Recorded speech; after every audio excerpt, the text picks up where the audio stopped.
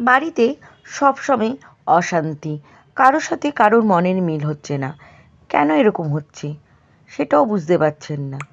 তাহলে বাড়িতে শান্তি, পজিটিভ এনার্জি কী করে আসবে, এইটাই মনে ভাবছেন।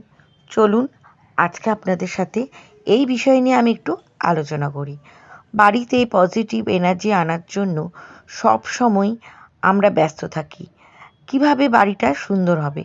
একটা তামার পাত্র নেবেন, সেই তামার পাত্র বা ঘটের মধ্যে কিছুটা জল নিয়ে নেবেন।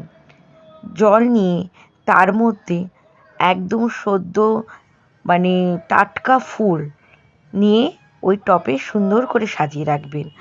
সেটা যেন যতদিন না শুকায় ততদিন ওই পটের মধ্যেই রেখে দেবেন।